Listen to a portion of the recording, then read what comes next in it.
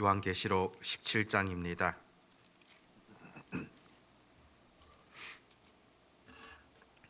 요한계시록 17장 1절에서 18절 말씀입니다.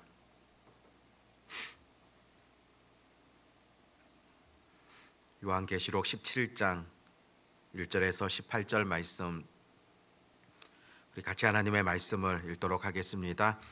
또 일곱 대접을 가진 일곱 천사 중 하나가 와서 내게 말하여 이르되 이리로 오라. 많은 물 위에 앉은 큰 음녀가 받을 심판을 내게 보이리라. 땅의 임금들도 그와 더불어 음행하였고 땅에 사는 자들도 그 음행의 포도주에 취하였다 하고 곧 성령으로 나를 데리고 광야로 가니라. 내가 보니 여자가 붉은 빛 짐승을 탔는데 그 짐승의 몸에 하나님을 모독하는 이름들이 가득하고 일곱 머리와 열 뿔이 있으며 그 여자는 자줏빛과 붉은빛 옷을 입고 금과 보석과 진주로 꾸미고 손에 금잔을 가졌는데 가증한 물건과 그의 음행에 더러운 것들이 가득하더라. 그의 이마에 이름이 기록되었으니 비밀이라. 큰 바벨론이라. 땅의 음녀들과 가증한 것들의 어미라 하였더라. 또 내가 보매 이 여자가 성도들의 피와 예수의 증인들의 피에 취한지라. 내가 그 여자를 보고 놀랍게 여기고 크고 놀랍게 여기니 천사가 이르되 왜 놀랍게 여기느냐. 내가 여자와 그가 탄 일곱 머리와 열 뿔 가진 짐승의 비밀을 내게 이르리라. 내가 본 짐승은 전에 있었다가 지금은 없으나 장차 무적행으로부터 올라와 멸망으로 들어갈 자니 땅에 사는 자들로서 창세 이후로 그 이름이 생명책에 기록되지 못한 자들이 이전에 있었다가 지금은 없으나 장차 나올 짐승을 보고 놀랍게 여기리라. 지혜 있는 뜻이 여기 있으니 그 일곱 머리는 여자가 앉은 일곱 산이요 또 일곱 왕이라. 다섯은 망하였고 하나는 있고 다른 하나는 아직 이르지 아니하였으나 이르면 반드시 잠시 동안 머무르리라. 전에 있었다가 지금 없어진 짐승은 여덟째 왕이니 일곱 중에 속한 자라. 그가 멸망으로 들어가리라. 내가 보던 열 뿔은 열 왕이니 아직 나라를 얻지 못하였으나 다만 짐승과 더불어 임금처럼 한동안 권세를 받으리라. 그들이 한 뜻을 가지고 자기의 능력과 권세를 짐승에게 주더라. 그들이 어린 양과 더불어 싸우려니와 어린 양은 만주의 주시요 만왕의 왕이심으로 그들을 이기실 터이요 또 그와 함께 있는 자들 곧 부르심을 받고 택하심을 받은 진실한 자들도 이기리로다. 또 천사가 내게 말하되 내가 본 바 음녀가 앉아 있는 물은 백성과 무리와 열국과 방언들이니라. 내가 본 바 이 열 뿔과 짐승은 음녀를 미워하여 망하게 하고 벌거벗게 하고 그의 살을 먹고 불로 아주 사르리라. 이는 하나님이 자기 뜻대로 할 마음을 그들에게 주사 한 뜻을 이루게 하시고 그들의 나라를 그 짐승에게 주게 하시되 하나님의 말씀이 응하기까지 하심이라. 또 내가 본 그 여자는 땅의 왕들을 다스리는 큰 성이라 하더라. 아멘. 오늘 본문 말씀을 보면은 큰 음녀가 또 나타나고 큰 음녀에게 임하게 되어지는 심판이 선언되어지는 것을 살펴보게 되어집니다. 특별히 오늘 5절 말씀에 보면은 그의 이마에 큰 이름이 기록되었으니 비밀이라. 큰 바벨론이라. 땅의 음녀들과 가증한 것들의 어미라 하였더라. 큰 바벨론이라는 그런 말이 나오게 됩니다. 일반적으로 이 바벨론이라는 것은 세상의 권력, 세상을 다스리는 악한 영적 세력, 그것을 의미하고 있습니다. 실제 우리 구약 성경에도 보면은 바벨론이 큰 힘을 가지고서 그 주변의 나라들을 지배했던 그런 경우들을 보게 됩니다. 남유다 같은 경우에도 이 바벨론에 의하여서 망하게 되어졌던 그런 것들을 우리가 살펴볼 수 있는데, 그런 점에서 이 바벨론이라는 것은 세상의 힘, 또 세상의 권력, 세상을 다스리는 악한 영적인 세력이라는 그런 의미로 해석해 볼 수가 있습니다. 그런데 이 바벨론이 땅의 음녀들의 어미라는 그런 표현들을 볼 수가 있는데, 바벨론이 큰 권세 가진 자라고 한다면은 오늘 본문에 나타나 있는 이 음녀다, 바로 이 땅의 나라라고 볼 수 있고, 지속적으로 믿는 자들을 박해하는 그런 나라, 그 권세를 의미하고 있다, 그렇게 볼 수 있습니다. 그런 측면에서 많은 학자들은 이 음녀라는 것은 당시 시대적으로도 볼 때 로마 제국을 가리킨다, 그렇게 말하곤 합니다. 오늘 본문에 나타나 있는 여러 내용들도 마찬가지입니다. 땅의 임금들이라는 그런 표현들, 또 여러 권세를 가지고서 행사하고 있는 그런 모습들, 바로 그 땅의 로마 제국을 지칭하고 있다, 그렇게 볼 수 있다는 겁니다. 4절에 보면은 그 여자는 자줏빛과 붉은빛 옷을 입고 금과 보석과 진주로 꾸미고 손에 금잔을 가졌는데 가증한 물건과 그의 음행에 더러운 것들이 가득하더라. 그 음녀의 모습이 어떠한가를 구체적으로 묘사하고 있는 그런 내용입니다.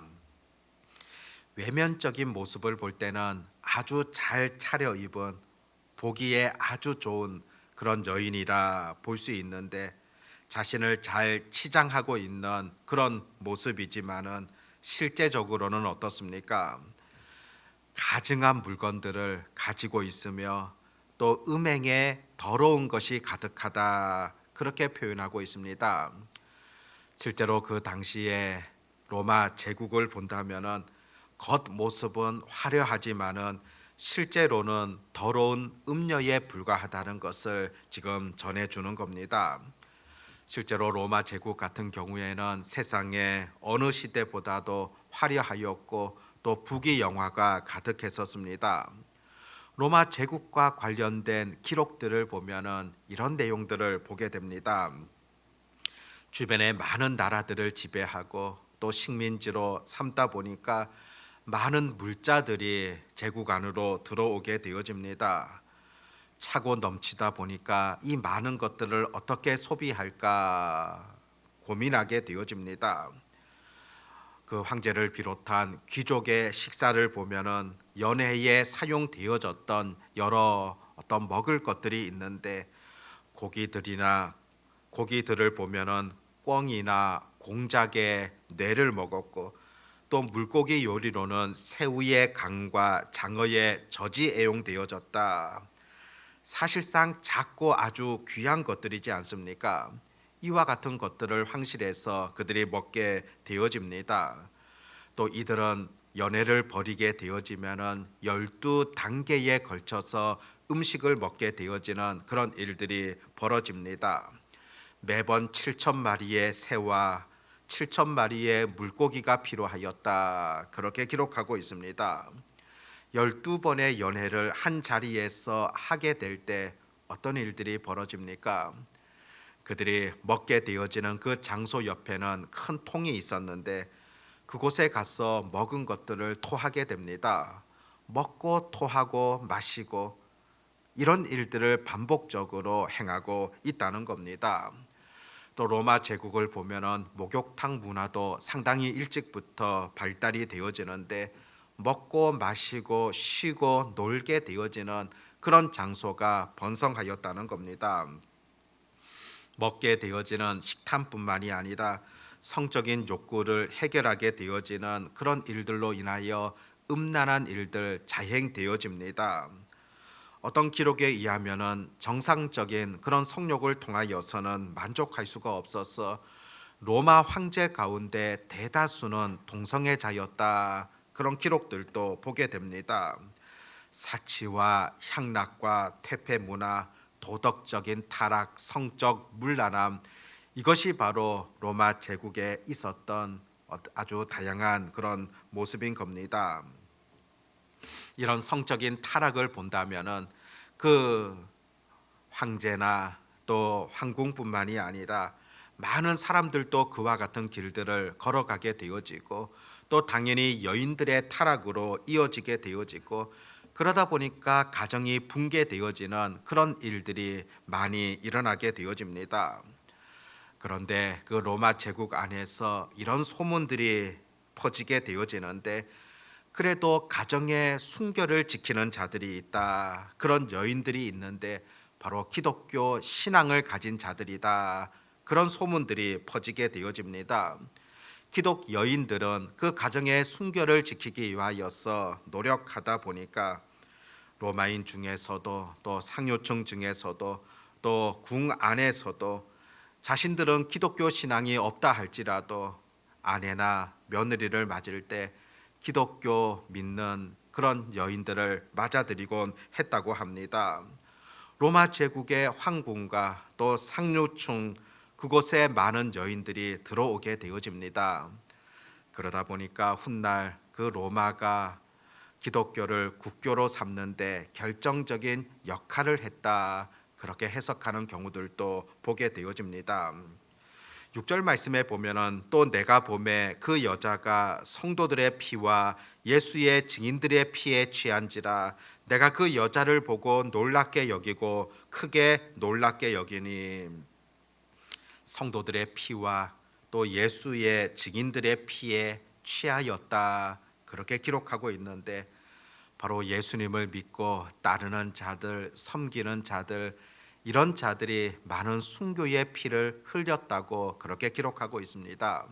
그런 순교의 피들을 즐기고 있는 음녀들의 악한 모습을 이 말씀에서는 지적하고 있습니다. 실제로 로마 제국 같은 경우에는 기독교를 공인하기까지 기독교인들에 대하여서 엄청난 박해를 하게 되어집니다. 그 박해를 보면은 간접적인 원인들, 또 직접적인 원인들을 찾아볼 수가 있는데, 먼저 간접적인 원인들을 본다면은 사실상 처음에는 기독교인들에 대하여서 오해를 하게 되어집니다.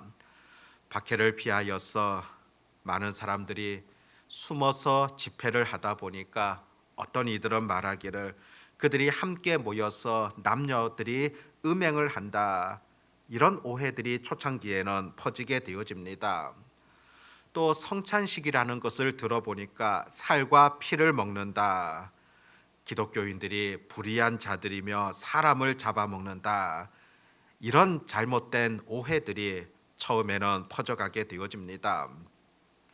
또 그 당시에 여러 천재지변들이 있었는데 이것은 기독교인들 때문이다, 기독교인들 때문에 신들이 노하여서 이런 이런 천재지변들이 생기게 되어진다, 이런 주장들이 초기에는 있었던 겁니다. 그것뿐만이 아니라 박해하였던 직접적인 그런 원인들을 볼 수 있는데, 실제로 당시의 로마인들과 기독교인들은 사상적으로 절대 통할 수가 없었습니다. 로마인들 같은 경우에는 국가가 최고의 선이다, 국가가 바로 최고의 가치를 가지고 있다, 그런 생각, 또 그렇게 가르쳤습니다. 국가는 국민들에 대하여서 어떤 것이라도 복종시킬 수 있다, 그렇게 믿었습니다. 그런데 기독교인들은 어떻습니까? 최고의 선이라는 것은 바로 하나님의 뜻이지 않습니까? 평소에는 국가에 충성할 수 있지만은 국가가 요구하는 것이 하나님의 뜻에 대치되었을 경우에는 황제의 명령을 어기고 하나님의 뜻을 쫓아가는 것, 바로 기독교인들의 삶이지 않습니까? 또 기독교인들은 이 신본주의를 취했기 때문에 그들과 충돌이 생길 수밖에 없었다고 볼 수 있습니다. 또 로마인들 같은 경우에는 자신들의 제국이 부강하며 우리 제국이 영원하다, 그렇게 생각했지만은 기독교인들은 이 세상에 종말이 오게 될 것이며 심판이 있을 것이다, 이런 주장들을 하다 보니까 늘 상치할 수밖에 없었다는 겁니다. 또 로마인들 같은 경우에는 가정에서도 가장의 명령이 최고다, 절대 복종하였습니다. 또 가장의 종교가 온 식구들의 종교가 되어졌습니다. 그러나 기독교인들 같은 경우에는 가장이 불신자라고 한다면 결코 그를 따르지 않았던 겁니다. 그런 면에서도 로마인들과는 상당한 차이를 보여줍니다. 이런 사상적인 부조화뿐만이 아니라 사회적으로도 또 삶 자체도 완전히 다르지 않습니까? 로마인들 같은 경우에는 향락과 사치를 즐기게 되지만은 기독교인들은 오히려 그것을 죄라 그렇게 말하곤 했었습니다. 로마인들은 기독교인들이 이교도와 잘 융화되지 못함을 보고서 그들은 사회와 정부를 뒤엎게 되어지는 반역 세력이다 그렇게 주장하기도 합니다. 또 로마 제국 지도자들 같은 경우에는 황제 숭배를 강요하고 있지만은 기독교인들은 절대 그것을 쫓아가지 않습니다. 그러다 보니 로마 정부에서는 기독교인들 저들은 비밀 단체다, 또 결성과 회집이라는 것을 금하고 있는데 그들은 함께 모여서 반역하는 그런 세력이다. 여러 이런 주장들을 앞세워서 기독교인들을 박해하게 되어집니다. 온갖 여러 박해에도 불구하고 교회는 조금 또 위축되지 아니하고 오히려 더 성장하고 강해지게 되어지고 또 많은 순교자들이 나타나게 되어집니다. 그들은 어려운 상황 속에서도 주님을 배반한 것이 아니라 오히려 믿음으로 또 고난 당하였던 그런 기록들을 많이 보게 되어집니다. 큰 음녀가 기독교인들을 다 말살하려고 했지만은 오히려 기독교인들은 믿음으로 신앙을 지키게 되어지고 오늘 말씀에 보면 큰 음녀에게 임하게 되어지는 분명한 하나님의 심판이 있다는 사실을 가르쳐 주고 있습니다. 실제로 이와 같은 자들의 수고와 헌신을 통하여 또 믿음을 지켰던 그 순교자들을 통하여서 그 박해 시대 속에서도 이 복음이라는 것이 후세대들에게 전해진 것이지 않습니까? 또 오늘 우리에게까지 이 복음이 전해지는 과정 속에서 수많은 순교의 피가 있었다는 사실들을 우리가 분명 아셔야 된다는 겁니다. 그래서 그런 은혜를 잊지 아니하며 이 믿음이라는 것이 얼마나 소중한 가치를 갖고 있는가를 우리가 늘 놓치지 마셔야 된다는 겁니다. 오늘 말씀을 다시 한번 기억하면서 정말로 순교의 씨앗이 되어졌던 믿음의 선배들의 삶들 다시 한번 우리 마음속에 깊이 간직하며 우리도 이 신앙을 아름답게 지켜가며 또 이 신앙을 후세대들에게 아름답게 전해질 수 있는 그런 은혜, 그런 다짐들이 오늘도 우리 모두 가운데 있어지기를 바랍니다. 기도하겠습니다. 하나님 아버지, 여러 박해와 환난 속에서도 우리 믿음의 선배들은 그 신앙을 지켰고 때로는 순교의 제물로 사용되어졌던 그런 경우들도 우리들은 역사 속에서 보게 되어집니다. 아버지 하나님, 궁극적으로 믿음이 이긴다는 사실을 또 믿음으로 살아가는 자들에게 큰 은혜가 임한다는 사실들을 여전히 우리에게 가르치시는 하나님의 음성들 듣게 되어집니다. 큰 바벨론과 음녀는 심판을 받게 되어지고 영원한 그 벌에 처하게 되어진다는 그 말씀들도 오늘 본문 속에서 우리가 바라보게 되어집니다. 우리가 갖고 있는 이 신앙이라는 것, 이 믿음이라는 것, 이것이 얼마나 큰 가치가 있는 것을 잊지 않게 하여 주시옵고 가장 중요한 이 가치를 위하여서 우리도 힘있게 또 하나님이 원하시는 방향으로 신앙생활을 해 나갈 수 있도록 인도해 주시기를 간절히 원합니다. 아버지 하나님, 오늘 우리에게 이 복음이 전달되어지는 과정 속에서 하나님의 역사가 있었고 하나님의 인도하심이 있었고 또 하나님 보호하심이 있었다는 사실들을 우리가 바라보게 되어집니다. 이 믿음의 소중함들을 놓치지 아니하며 오늘도 우리가 하나님의 뜻이 어떤 것인가를 분명히 깨닫고 또 그것을 실천하기에 앞설 수 있는 그런 은혜가 있게 하여 주시옵소서. 세상에서 또 한 주를 시작하게 되어지는 월요일입니다. 이번 한 주간의 모든 삶 속에서도 우리가 해야 될 역할들, 그 사명들 어떤 것인가를 바르게 깨달으며 실천케 하여 주시옵시고 아직도 예수님을 모르는 자들 가운데 이 복음의 소중함들을 잘 증거할 수 있는 그런 은혜 있게 하여 주시옵소서. 아버지 하나님, 오늘도 우리가 기도하기 위하여서 주의 전에 나아왔습니다. 부르짖는 자들에게 약속해 주셨던 하나님의 풍성한 은혜들을 오늘도 저희들에게 부어 주시옵시고, 또 기도하는 자들에게 하나님의 충만한 은혜, 평강의 은혜를 더해 주시기를 간절히 소망합니다. 아버지 하나님, 특별히 우리 흥덕향상교회가 후세대들의 믿음, 신앙을 위하여서 힘써 나아가게 하여 주시옵시고, 다음 세대를 믿음으로 아름답게 세워갈 수 있는 그런 역할을 다할 수 있는 그런 교회가 되게 해 주시기를 소망합니다.